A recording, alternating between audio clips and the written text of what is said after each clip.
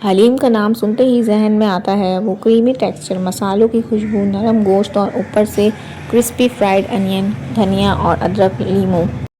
लेकिन हलीम सिर्फ जायकों का नाम नहीं, अगर इसको बैलेंस इंग्रेडिएंट्स के साथ बनाया जाए तो ये एक एनर्जी रिच और फिलिंग मील भी बन सकता है। ये जो हलीम आप देख रहे हैं, आप यकीन नहीं करेंगे कि इतने कम वक्त में और इतनी कम चीज़ों से हमने बनाई है। घर में बनाते वक्त हलीम की लंबी लंबी प्रिपरेशंस करने से अच्छा है कभी कम वक्त में भी आप एक अपने बिजी शेड्यूल को मद्देनज़र रखते हुए इस्तेमाल कर सकते हैं शान का रेडीमेड शाही हलीम का मसाला, जिसमें आपको सारी चीज़ें एक ही साथ मिल जाती हैं। और ये आप देख सकते हैं इसमें 2 पैकेट्स हमने निकाले हैं, जिसमें से एक है दालों का पैकेट और इसमें सारे जो चीज़ें हैं वो आपको एक ही जगह कंबाइन करके मिल जाते हैं। तो मैंने ये 2 शान के हलीम के पैकेट लिए हैं क्योंकि मुझे ज़्यादा क्वांटिटी बनानी थी। तो ये आप दावतों में भी इस्तेमाल कर सकते हैं, ज़्यादा लंबी प्रिपरेशंस भी नहीं है क्योंकि उसमें ज़्यादा चीज़ें आपको करनी पड़ती हैं। तो ये मैंने एक पतीले में दालों जो और गेहूँ को सब एक जगह कंबाइन कर दिया है। इस पैकेट में से एक मसाले का पैकेट भी निकलता है जो हम बाद में गोश्त के साथ यूज़ करेंगे। तो व्यूअर्स, अब मैं ये गोश्त जब तक साफ़ करके मसाले के साथ पकाऊंगी, दूसरी तरफ मैं दालों को अच्छे से भिगो के रख दूँगी धोने के बाद। आप चाहें तो अलहदा से गेहूँ और जौ को भी भिगो सकते हैं और इसमें ऐड कर सकते हैं, तो इसका टेक्सचर और मज़ीद जो है वो इम्प्रूव हो जाएगा और आपको बिल्कुल घर जैसा ही मज़ेदार सा हलीम खाने को मिलेगा। अब मैंने दूसरी तरफ गोश्त को साफ़ करके मसाले इसमें लहसुन अदरक के साथ एक तरफ चूल्हे पे चढ़ा दिया है। गोश्त हमारा गलता रहेगा और ये हम इसको वक्तन फ़वक्तन देखते जाएंगे। मैंने इसमें एडिशनल गेहूँ और जौ वगैरह नहीं शामिल किया है दालों में, तो इट्स अप टू यू। और दूसरी तरफ हमारा जो दालें हैं उसको भी मैंने चूल्हे पे रख दिया है पकने के लिए और ये 1 घंटे से तकरीबन ज़्यादा टाइम हो चुका है। दालें भी अच्छे से गल चुकी हैं। दावतों के अलावा भी इसमें जो न्यूट्रिएंट्स होते हैं जैसे गोश्त, दालें और ग्रेन्स सबका कॉम्बिनेशन यूज़ करते हैं। इसमें हमें गोश्त, दालें और ग्रेन्स का कॉम्बिनेशन जो यूज़ किया है, गोश्त प्रोटीन प्रोवाइड करता है जबकि दालें और ग्रेन्स कार्बोहाइड्रेट, फाइबर और दूसरे न्यूट्रिएंट्स का अच्छा सोर्स है। इसी कॉम्बिनेशन की वजह से हलीम पेट को देर तक भरा हुआ महसूस करवा सकती है और एक सेटिस्फाइंग मील बन जाती है। अब गोश्त को हमने ठंडा करने के बाद इसको श्रेड कर लिया है बारीक बारीक पीसीस में और उसको शामिल करना है हमें दालों के मिक्सचर में। और दालों को भी मैंने ब्लेंडर से, हैंड ब्लेंडर से अच्छी तरह से इसको ब्लेंड करती जाऊंगी।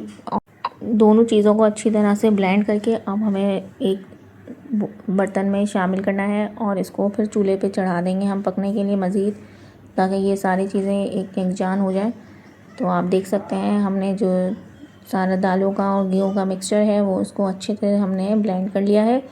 अब दूसरी तरफ गोश्त जो हमने श्रेड किया था उसको इसमें शामिल कर देंगे और हमारा फाइनल जो रिज़ल्ट है वो आपको मैं दिखाऊंगी। बहुत ज़बरदस्त सी ये हलीम तैयार होगी और टेस्ट में भी आपको डिसअपॉइंट नहीं करेगी। एक इम्पॉर्टेंट बात आपको बताते चलूँ, हलीम न्यूट्रिशंस इंग्रेडिएंट से बनी हो सकती है लेकिन कैलोरीज भी काफ़ी हो सकती हैं, ख़ास तौर पे अगर ऑयल, घी और फ्राइड टॉपिंग ज़्यादा यूज़ की जाए। इसलिए प्रोटीन और टॉपिंग का बैलेंस रखना बहुत बेहतर है।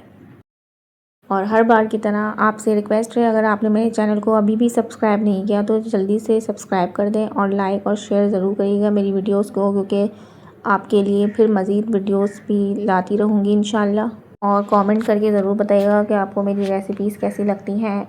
आपके कमेंट्स का हमेशा इंतज़ार रहता है।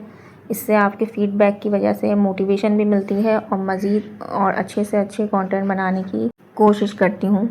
मैं हर बार इस तरह पैकेट के मसालों की हलीम नहीं बनाती, लेकिन जब मुझे कभी कम टाइम लगता है तो मैं इस मसाले से हलीम भी बना लेती हूँ। और यकीन कीजिए आप कि ये सारी चीज़ें मिक्स करने के बाद जब आप हलीम को देखेंगे तो आपको भी लगेगा कि आपको ज़रूर ट्राई करनी चाहिए।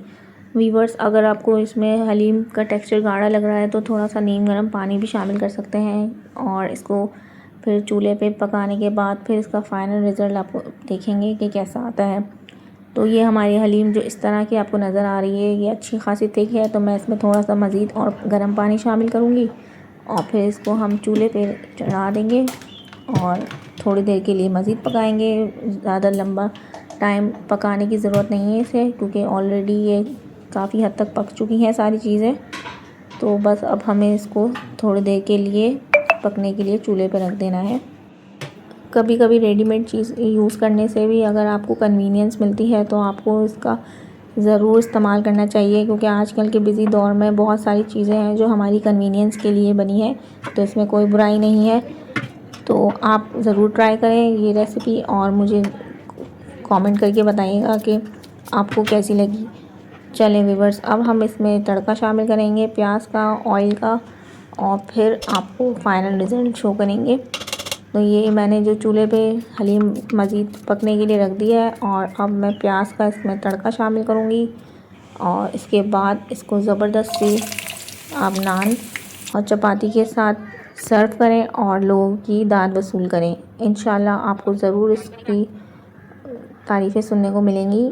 और ये हमने इसकी गार्निशिंग के लिए लेमन, अदरक और हरा धनिया, पुदीना और तली हुई प्याज, चाट मसाला, ये सारे इसके जो लवाजमात हैं वो हमने रख दिए हैं। और हम गर्मा गर्म हलीम सर्व करेंगे। चैनल को सब्सक्राइब करना मत भूलिएगा। अल्लाह हाफ़िज़।